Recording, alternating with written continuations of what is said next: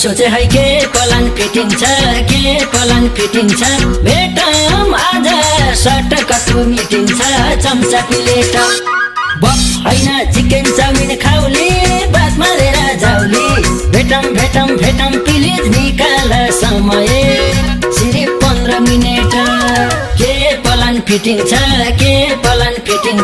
भेटौँ आज